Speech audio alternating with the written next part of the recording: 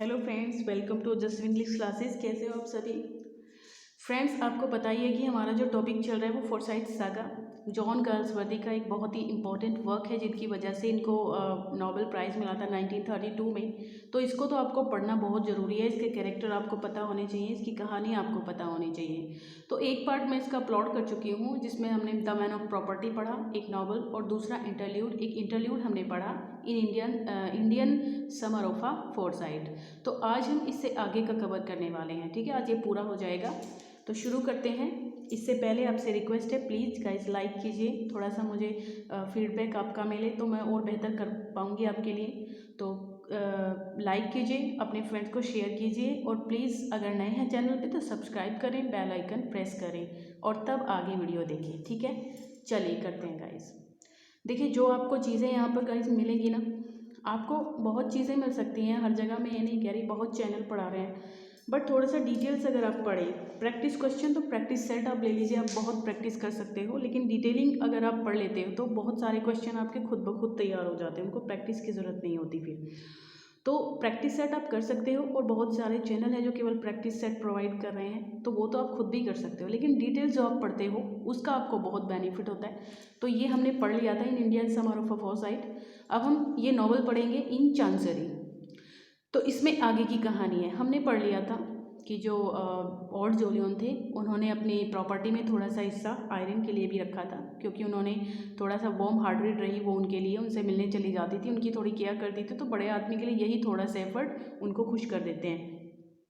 तो चलिए आगे चलते हैं हम। इन चांसरी में क्या है? In chancery take place several years further down the line, मतलब उस टाइम के काफ़ी साल बाद की बात यहाँ पे आती है। Soames finds himself in the odd position of a man who never took steps to divorce his wife, है ना। तो यहाँ पर बात चलती है कि भाई डिवोर्स दे दिया जाए। तो ये यहाँ पे सॉम्स के माइंड में आता है, वो अपने आप को ऑड पोजीशन में महसूस कर रहा है, वो समझ नहीं पा रहा है कि वो क्या करे, आगे स्टेप्स ले, डिवोर्स दे अपनी वाइफ को या नहीं दे। But now wants to be free, लेकिन अब वो फ्री होना चाहता है उससे। He wants to marry again, वो दोबारा शादी करना चाहता है। And even more than marriage he wants a son, और केवल शादी ही नहीं, वो मतलब ऐसा हुआ जब उसने छोड़ दिया ना उसको, आयरिन ने, तो उसने आपको पूरा अपने आप को जो है पैसा कमाने में लगा दिया। फिर उसके माइंड में थोड़ा सा ये आता है कि मैं पैसा तो कमा रहा हूँ, बट किसके लिए कमा रहा हूँ? तो उसके लिए उसको एक हियर चाहिए अपने लिए, है ना। उसको एक अपने लिए आगे अपना एक वंशज चाहिए जिसके लिए वो पैसा कमा रहा है, उसको एक बेटा चाहिए, तो इसीलिए वो शादी करना चाहता है। तो someone to whom he can leave his name and his fortune, कि जो आगे उसका नाम चला सके और उसकी जो संपत्ति है वो उसको दे। Someone to make his life worthwhile, है ना, जो उसकी जीवन का कुछ मूल्य चुका सके। His sister Winifred is in a similarly uncomfortable position, उसकी बहन विनफ्रीड, विनफ्रीड कौन है? इसकी बहन है गाइस, सॉम्स की। तो ये भी काफ़ी अनकंफर्टेबल पोजीशन में है इस टाइम पे, क्योंकि इसका जो हस्बैंड है unreliable rascal of a husband, इसका हस्बैंड काफ़ी बेकार आदमी है।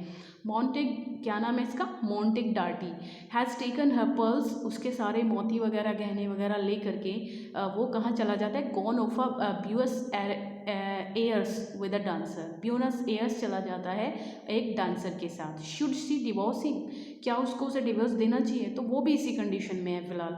तो can see ever have a life if she does not, and will her life B worth living if she does, मतलब अगर वो अपनी लाइफ को एक मूल्य देना चाहे तो वो आगे स्टेप ले, वरना नहीं, जैसा भी होता है। तो these two float in limbo, तो ये दोनों ही चीज़ें साथ साथ चल रही हैं। Unwilling give up something they once lawfully possessed but still waiting to move on with their lives, ये दोनों चाहते तो हैं कि मतलब ये डिवोर्स दे दें अपनी वाइफ को, और वो उसकी जो बहन है वो चाहती है अपने वाइफ हस्बैंड को दे दे, बट फिर भी ये चाहते हैं कि किस ऐसा भी हो जाए कहीं कि जो इनके पार्टनर है वो वापस इनकी लाइफ में आ जाए।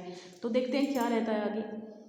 ऑल ऑफ दिस ड्रामा, इस पूरे ड्रामा में the end particularly Soames agonised passion to retake position of Irene, यहाँ पे जो सॉम्स है वो बहुत ज़्यादा चाहता है, उसकी पूरी पैशन है कि किसी तरीके से आयरन उसकी वाइफ में मतलब लाइफ में लौट आए। तो वो चाहता है ये चीज़। Takes place against the backdrop of an England entangled in the Boer war, तो यहाँ पे इंग्लैंड में वो जाता भी है उसके पीछे पीछे, वो चाहता है कि वो किसी तरह उसको मनाए। Galsworth is delicate portrayal of colonialism as another form of possession. It is protection or is it self-preservation? Is it simply hanging on the something that belongs to England for the sake of keeping? It moves in the background of this characters' private lives and eventually affects them all. ये चीज़ें आपके काम की नहीं है तो मैं इसको जल्दी जल्दी थोड़ा पढ़ रही हूँ, ठीक है. Its greatest effect is on those who are just beginning to escape the grasp of Fortism. चलिए आगे देखते हैं. हाँ, तो इन चांसरी में इतना ही था, ठीक है. यहाँ पे इतना ही था कि ये भाई दोनों ही कोशिश कर रहे हैं. तो अभी अवेकनिंग नाम का इनका एक इंटरल्यूड आ गया बीच में. तो awakening is a summer of 1909 की ये समर है and John is 8 year old. तो जॉन, अब आप समझेंगे जॉन कौन है गाइस. तो जॉन, मुझे ऐसा लग रहा है कि यहाँ पे कुछ मिसिंग हुआ है, कुछ मिसिंग हुआ है गाइस, जिसको मैं यहाँ पे नहीं पीपीटी में डाल पाई हूँ. चलिए कोई बात नहीं, मैं आपको ये सुना देती हूँ. अब गाइस होता क्या है, ये जो आयरिन है, आप सुन लीजिए अच्छे से स्टोरी. तो यहाँ तक मैं आपको ऐसे ही पहुँचा देती हूँ जॉन तक. तो होता क्या है, ये जो आयरिन है, ये मैंने बताया था आपको, ओल्ड जोलियन का एक बेटा है, यंग जोलियन, जो एक विडोवर है जिसकी वाइफ मर चुकी है, और उसके बेटा जोली पहले ही मर चुका है, और उसका हॉली नाम का बेटा है, उसने भी किसी से शादी कर ली है. तो अब ये जो जोलियन है, यंग जोलियन, ये और आयरिन दोनों करीब आ जाते हैं और ये शादी भी कर लेते हैं. तो इनसे एक बेटा होता है, बेटे का नाम जॉन है, ठीक है. और ये जो सोम्स है, ये भी एनेट वेलोन नाम की एक फ्रेंच विमन से शादी कर लेता है, और वो उससे भी एक मतलब अपना वंशज चाहता है. तो देखते हैं आगे क्या रहता है. तो उससे अब तक क्या है, अवेकनिंग में क्या चीज़ है, it is the summer of 1909 and John is 8 year old. John 8 साल का हो गया है.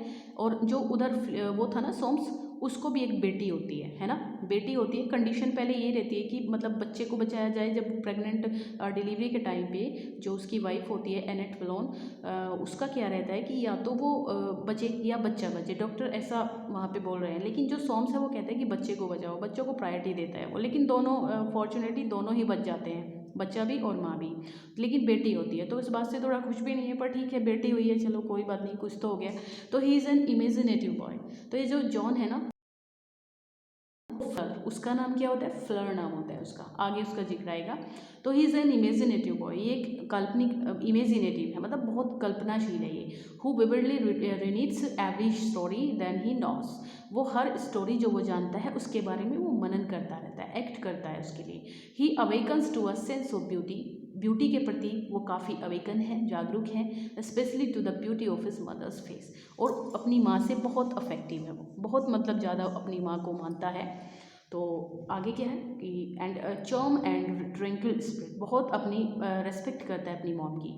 तो from this moment forward he worships her, एक तरीके से पूजा करता है. तो Jon also notices of one day.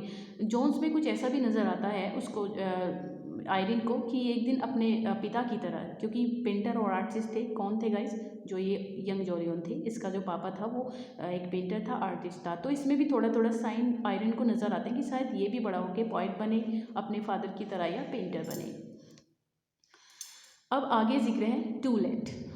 उधर फ्लेयर बड़ी हो रही है, उधर जॉन बड़ा हो रहा है. तो यही अवेकनिंग में था. तो अब टू लेट, ये लास्ट नॉवल है. तो to let, years have passed, काफ़ी साल बीत गए हैं. मोंटी इज़ डेड, मोंटी मर चुका है. Val and Holly are training race horse. जो वेल और होली हैं, जो मैंने बताया था, जोली तो मर चुका था, यंग जोलियन के 2 बच्चे थे, लेकिन जो होली और वेल हैं वो मैरिड कपल हैं. तो ये कपल क्या करते हैं, ये रेस हॉर्सेज की प्रैक्टिस कराते हैं. तो one day in a picture gallery, एक दिन पिक्चर गैलरी में क्या होता है, Soames impulsively invites a young man. Soames एक यंग मैन को इन्वाइट करता है, माइकल मॉन्ट को, to see his collection of pictures, उसकी पिक्चर्स का कलेक्शन देखने के लिए. दैट सेम आफ्टरनून, उसी दोपहर में ही sees Irene and her son. उसी दोपहर में वहाँ पे आयरिन और उसका बेटा भी आए हुए थे, जॉन. तो फॉर द फर्स्ट टाइम 20 सालों में पहली बार वो उसको देखते हैं. Fleur and Jon meet by chance, और वहीं पे उस प्रदर्शनी में ही जो फ्लर है और जॉन है वो आपस में मिल लेते हैं. फ्लर ऑल्सो मिल लेते हैं आपस में, get by chance. Having decided that he wants to try farming, Jon goes to stay with Val. तो वेल, जो जॉन है वो थोड़ा थोड़ा, वो भी फार्मिंग का उसको थोड़ा शौक है, तो वो वेल के साथ वहाँ पे रुक जाता है. फ्लर ऑल्सो अपीयर्स, फ्लर भी वहाँ पे रुकती है, रहती है. तो to spend the week with Holly, Holly के साथ 1 हफ्ते रुकने के बाद Jon and Fleur fall deeply in love. 1 हफ्ता जब वो साथ रहते हैं तो दोनों में प्रेम बढ़ जाता है. Only vague ideas exist regarding the cause of the feud between John and Fleur's respective branches of the family. तो यही यहाँ पे इनको अभी पता नहीं है कि जो एक इनका जो कुनबा है, कुनबा कह लीजिए आप, फैमिली कह लीजिए, बहुत बड़ी है, एक बरगद के पेड़ की तरह है जिसकी अलग अलग शाखाओं के ये हैं। तो इसमें क्या होता है, later Fleur learns all the details from Prosper Profond a cynical Belgian with whom Annette is having an affair. तो यहाँ पे जो फ्लर है लर्न्स ऑल द डिटेल्स, सारी डिटेल्स पता चल जाती है फ्लर को, किसके जरिए, प्रॉस्पर प्रोफाउंड एक सिनिकर बेल्जियम है जिसके चक्कर में जिसके साथ अफेयर चल रहा है, किसका, एनेट वेलोन। एनेट कौन है, सोम्स की वाइफ है और फ्लर की मम्मी है, तो उसके थ्रू इसको सारी चीज़ें पता चल जाती हैं। एंड फ्रॉम विनफ्रीड डार्टी, और विनफ्रीड डार्टी से भी, विनफ्रीड कौन है, इसकी बुआ है, सोम्स की बहन है ना, बताया था मैंने आपको। तो so she is still determined to marry son, लेकिन फिर भी ये जॉन से शादी करने के लिए तैयार है, जो फ्लर है।